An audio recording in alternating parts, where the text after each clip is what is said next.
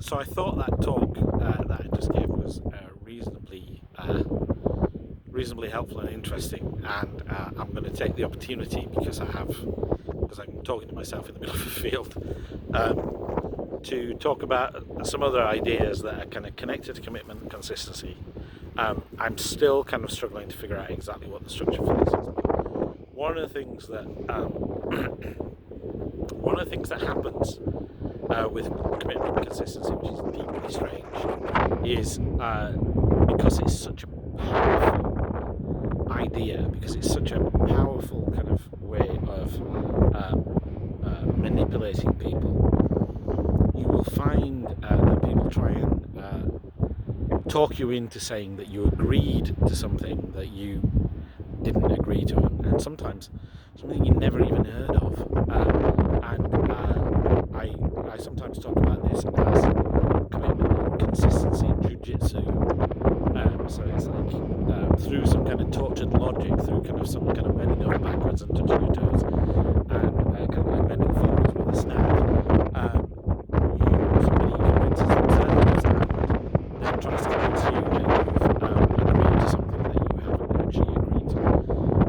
So some examples of this. One of the most common examples is, well, you agreed to do this thing, and so all of this extra cost that we've discovered that was never mentioned and we didn't know about and you didn't know about, that is included in agreeing to do this thing. So very often these are things like non-functional requirement costs.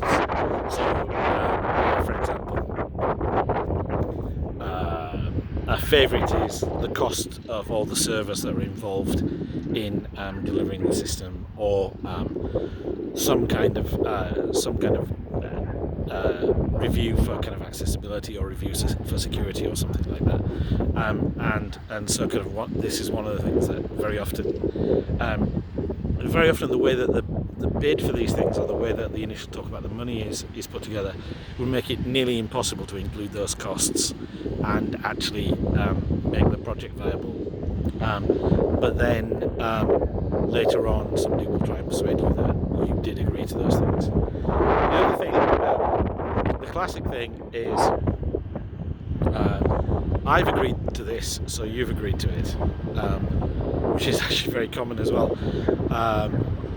On one project that I worked on recently, we were kind of progressing at a reasonable rate. We thought we had an idea about when the deadline was, and then all of a sudden, mysteriously, there was a new deadline, which was about 3 months earlier than we thought.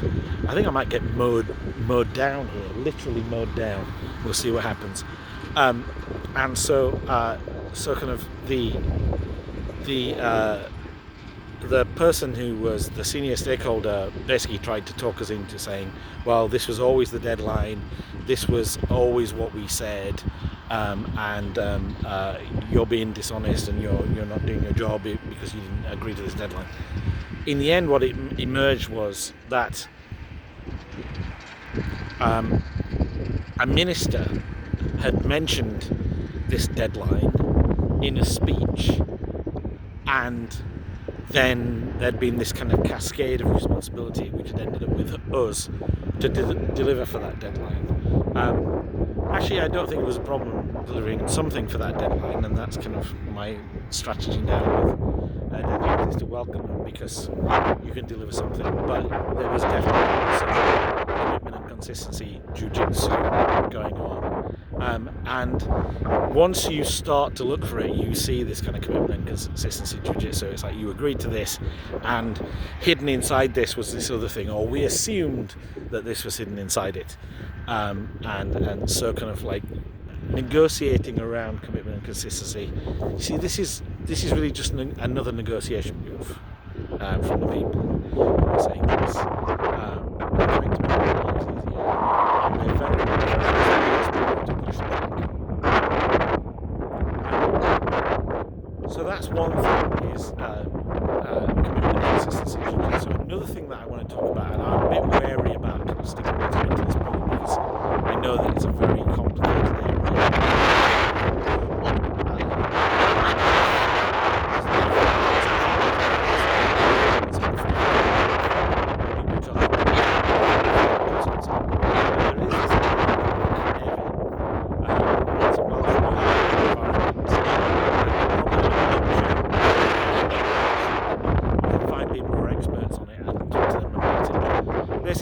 ideas in Cynefin is that there are 4 kind of problem-solving environments. There's one that used to be called simple, but is now called something else. I can't remember what the name of it is now. Which is basically, these are simple problems where everybody understands what the problem is. Everybody understands the kinds of solutions that work for these problems.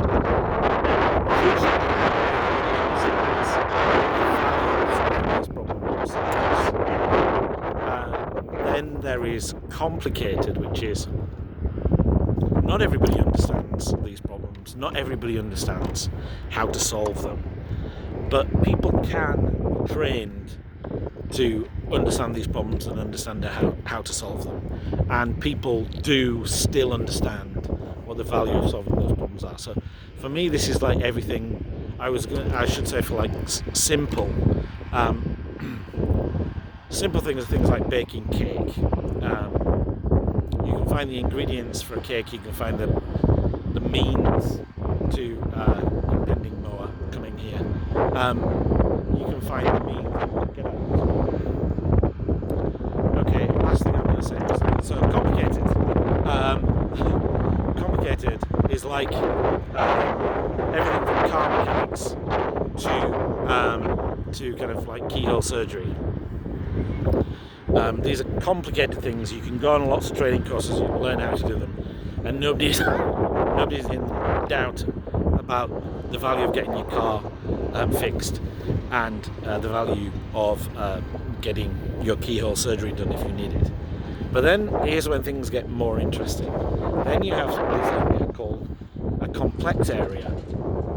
Now in the complex area, there isn't such a direct connection between the problems and the solutions that can be applied. The problems aren't so well understood. The solutions only work part of the time. And here's the crucial thing. There isn't this completely hard and fast relationship between the effort that you put in and the value that you get out for solving the problems. And this is why most software development problems exist. There's a final stage of chaotic where there is no obvious and direct connection between problems and solutions. People don't know what kinds of things work. Sometimes things pay off really hugely, sometimes things pay off not at all. There's no connection. This is the other thing, there's no connection between the effort put in and the solutions applied and the reward that comes out of the other end. So there are these 4 concepts in the Cynefin framework, and it's an interesting question to make. I talked about value here, but it's an interesting question. Which of these 4 sectors is it okay to make commitments, and what sorts of commitments can you make? It seems to me that in the simple case, then you can commit to bake a cake, and you can commit to understanding how much it costs to make a cake, and so what the value of the cake is that's going to come out the other side. And very similarly, in the complicated space, you can make commitments if you understand what you're doing in that space. You can understand what the costs are going to be. You can understand what the value is going to be that is generated as a result of solving those problems. But once you're in this complex space, this gets much, much harder, because you don't know, there isn't this direct relationship between the effort that you put in and the value that you get out. The problems aren't well understood, the solutions aren't well understood. So what kind of commitment are you making in that kind of space? Now I think, this is just occurred to me, I think very often what people are wanting in that space is basically you to take all of the risk.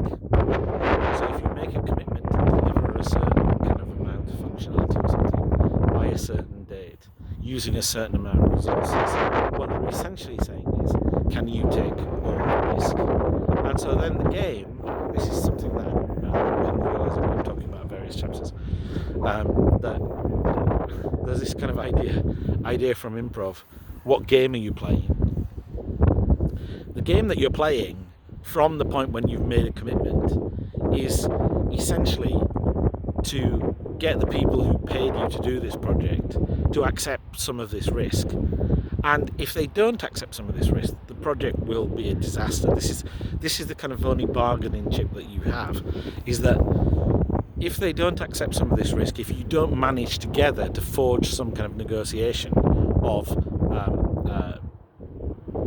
them accepting some of the risks, them accepting some of the costs, then the project won't succeed.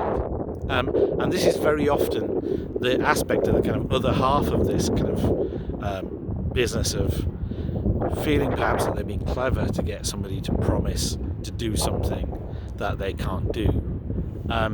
Is that if you think about the words for a minute, if you get somebody to promise to do something that they can't do, they won't do it. So this kind of negotiation back to reality, back to being able to deliver something that really is useful, is that's what the game is on most projects. And I think I'm going to stop there, and then I'm going to just talk in a separate video about two of the worst experiences that I've had in my project life. They're both connected to commitment and consistency.